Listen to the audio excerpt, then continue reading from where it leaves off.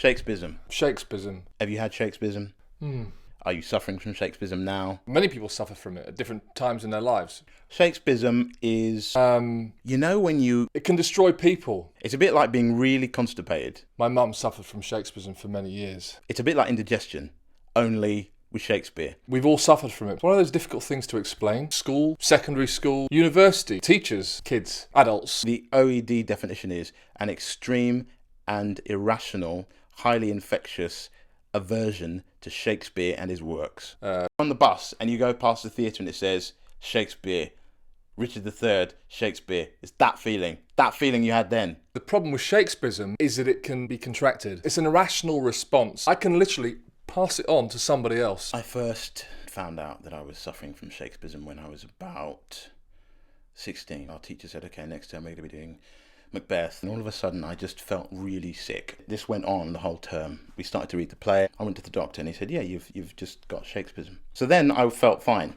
2 people in a room, 4. You got these 4 people. Maybe one of them likes Shakespeare, but that's why Shakespism's bad. It becomes about class. Tell people about it. People need to know about it. Shakespism's something that we can solve. Shakespism will kill you if you let it, so don't. You could be 2 years old, you could be 80 years old, and you could suffer from it. It's the silent killer. We can conquer it together. If I were to say the word to you now, Shakespeare, there, that feeling, that's Shakespism.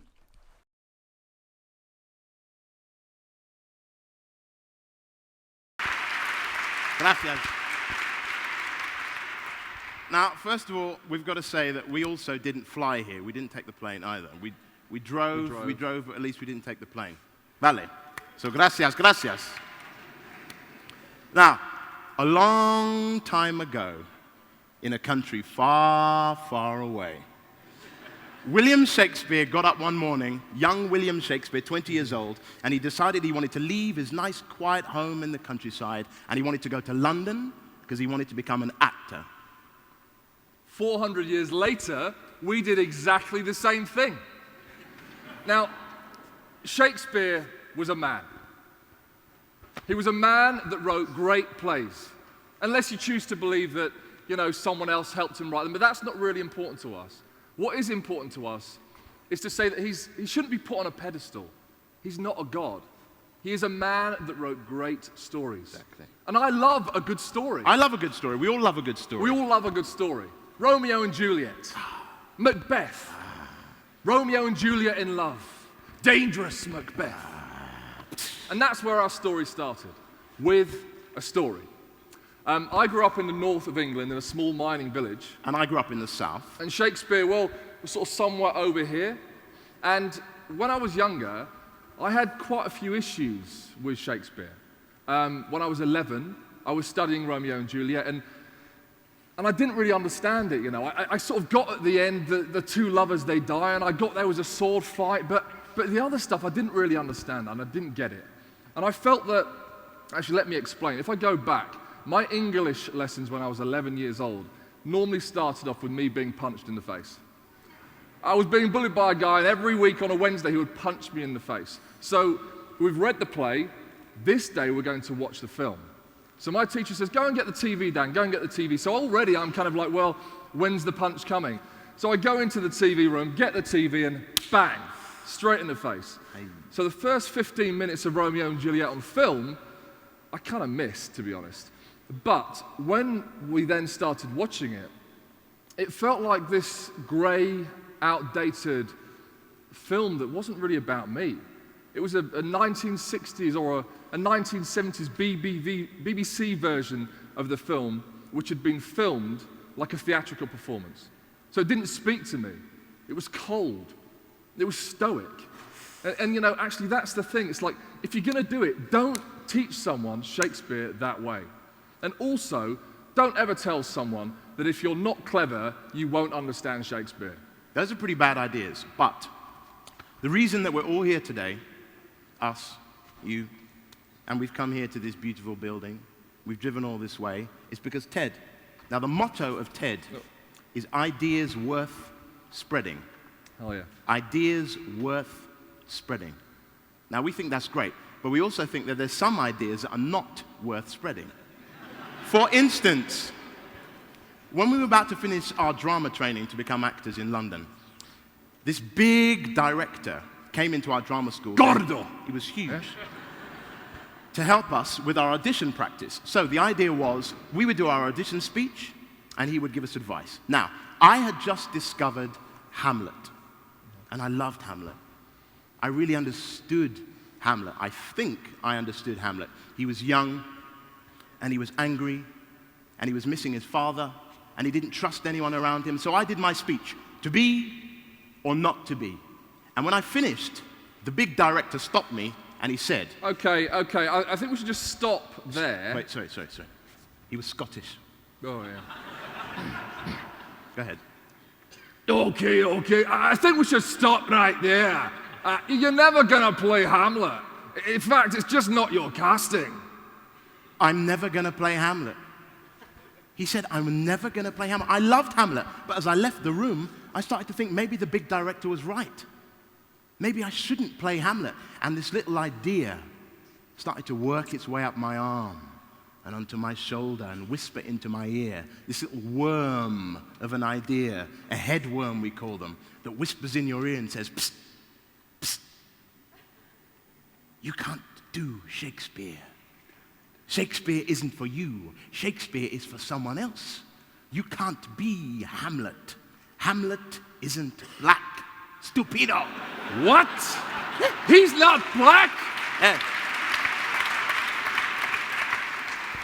And this director had infected me with his idea. It was Shakespism at its worst. And I was listening to this headworm and believing it, and I knew that if I didn't get rid of this idea immediately, it was going to work its way into my brain and eat me. So, I remembered something, a line that Hamlet says in the play. And we thought of this line this summer when we were watching the Olympics, those incredible athletes in London. Hamlet does not say, what a piece of work is a white man. He does not say, what a piece of work is a poor man. What a piece of work is a rich man. What a piece of work is a big man. He doesn't say what a piece of work is an old man or a young man. He says what a piece of work is a man. How noble in reason. How infinite in faculties. In form and moving. How express and admirable. In action, how like an angel. In admiration, how like a god. Those are ideas worth spreading. Those are ideas worth spreading. So, school, drama school. What happens when you leave? Well, you go into a job if you're lucky, and some of us were lucky and some of us did work. But what's interesting is if you never get an opportunity to study Shakespeare or in performance after you've left, it becomes this thing. The Shakespism thing becomes a big deal. It's like an elephant in the room. Can I do it? Can I not do it? Am I being haunted by it? Does Shakespeare maketh the actor? Does Shakespeare maketh the man? And I was in a position where I wasn't really fortunate to get the opportunity. So I'm there going, can I do it? Am I good enough? Should I be speaking Shakespeare? Should I even be here on this stage right now? What can I? You're fine, you're doing well. This is what TED's all about. Ideas worth sharing. Good. Yeah, you're doing fine. They love you. Without him, I am nothing. Without him, I'm nothing. So, what do? Okay, we decided we need to look at why people are scared, why people are intimidated and put off by the language. Yes. And the interesting thing is, when you live your life, anything that happens to you emotionally, physically, psychologically, happens to all of Shakespeare's characters. They've lived it before us. It's there for you. So, we decided we'd make a film. Now, it sounds a really easy thing to say, and it was actually very easy to say.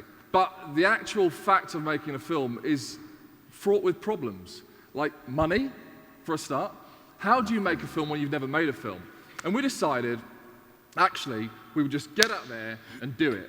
And there's a line that Macbeth says to Lady Macbeth, and he says, and if we fail? And she says, we fail. But screw your courage to the sticking place and we'll not fail. Well, that's all we needed. So we screwed our courage to the sticking place and off we went. Now, that was Macbeth. But you could apply that to any single situation that you can think of. Screw your courage to the sticking place and we'll not fail. Shakespeare is universal. Ben Jonson, the famous English writer, who was Shakespeare's amigo, said, when Shakespeare died, he said, Shakespeare was not of an age, but for all time. And we'd like to think that Shakespeare was not just for a few people, but he was for all the world. Because we've all been young, we've all been in love, right? Yeah? Right? See, we've all been in love. We've all wanted what someone else had. We've all questioned life. We've all wanted to murder someone. What? See, What? See. We've all wanted to murder someone. I haven't actually wanted to murder anyone. Oh, please. What, you're telling me on all our adventures around the world, you haven't wanted to kill me once? Oh, no. Yeah, you. Yeah. Why? See, Muhammad Ali said, I'm the Shakespeare of the boxing world. Oh, he did say that. And JFK said, ask not what your country can do for you. And Nelson Mandela, when he was in prison for those 27 years on Robben Island in South Africa, kept one line of Julius Caesar as his motto. You know what that line was? Cowards die many times before their deaths. The valiant never taste of death but once. Charlie Chaplin. See. Ah, hola. Charlie Chaplin dreamt of playing Hamlet. Can you imagine what a great film that would be? You see, the thing is that Shakespeare knew was that an artist is able to illustrate exactly what it is that you're feeling and thinking. Cervantes could do it. Bob Dylan could do it. Michael Jackson could do it. And Shakespeare could do it better than anyone else. And so everyone came to see Shakespeare's plays. The king and the queen came to see the plays, and the thieves and the beggars and the prostitutes came to see his plays.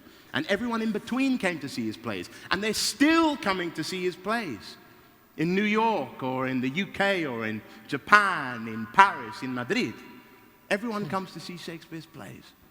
In fact, we were thinking this morning, what would Shakespeare think if he could see us, all of us now, here, this afternoon, talking about his plays, talking about his life, talking about his words, his characters, his work? We think it would blow his little bald head. Bald? See, bald. Shakespeare was bald. He wasn't bald. He was bald. He didn't have any hair. No, he had it all here. It was all just No. This is the bald bit. Let's move on. Ale, bald. Anyway, so what we did was we got in our car, we got our camera, and we traveled the world. We spent 5 years, and we've been to 9 countries, and we've been to prisons, we've been to schools, universities, colleges. We've spoken to lots and lots of people, actors from Jude Law to Ewan McGregor to Sir Ian McKellen, to young people who are studying, to the person on the street, to the person that fills your car up with gas. We've spoken to everybody. And what's fascinating in this 5-year journey is with one core piece of information, which is, well, we can't really tell you right now because our film isn't finished. But what we can share with you are 4 key points which have informed the rest of the film. The young man that we met in prison, there's a Shakespeare company that takes Shakespeare into prisons, and we went with the company. And we met this young man who spoke a piece of Shakespeare so beautifully to us. And we thought it was incredible. But everyone else in the prison was amazed because up until that moment, that young man had not spoken one word in 5 years. And then we spoke to Ewan McGregor, who just finished working on Othello, playing Iago. And he sat down and candidly spoke to us and told us how difficult he'd found it, how very difficult he'd found it, and the fact that he actually had to go and have hypnotherapy to deal with his fear. He was suffering from Shakespism. See, there was a woman that we met in Denmark, and there was a production of Hamlet, and she was going to see this production of Hamlet. And what she thought was so moving and profound about the play Hamlet was that Shakespeare had managed, he was an Englishman, and he'd managed to encapsulate perfectly the Danish spirit and mindset. And then we spoke to Mark Rylance. And Mark Rylance is the founding artistic director of the Globe Theatre in London. And Mark spoke about fear and about the idea of Shakespeare being surrounded by fear. And the issue for us really was that, well, what we spoke about was this idea that if you can't teach it well enough in a way that doesn't scare people away, you shouldn't teach it at all. So, from that, we had this wonderful sort of idea, and we felt like the universal ideals which we'd spoken about with all these people belong somewhere. Could you just roll the video for us, please? See, that's...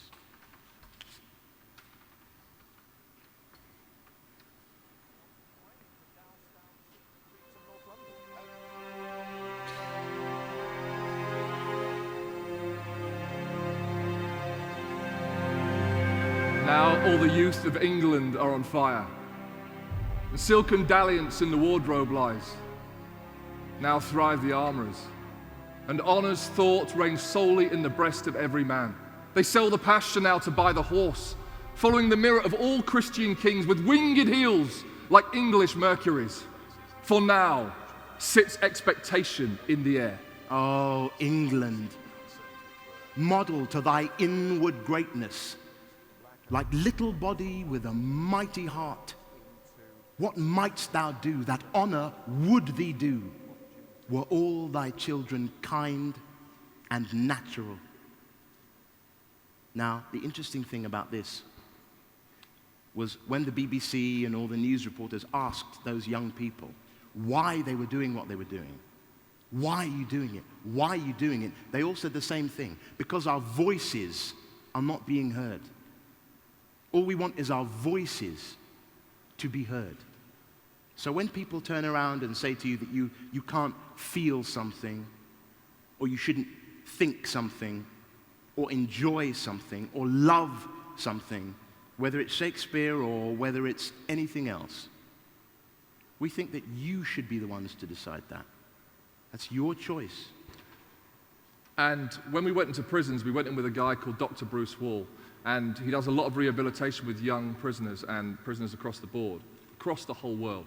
And one thing which he gives them and makes them repeat is, we have the tools. What's the phrase? How does it go? Give us the tools.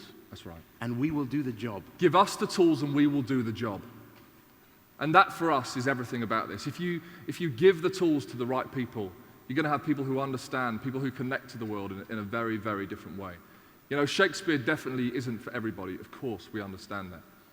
But for those who want to find out about him and know about him, it should be accessible.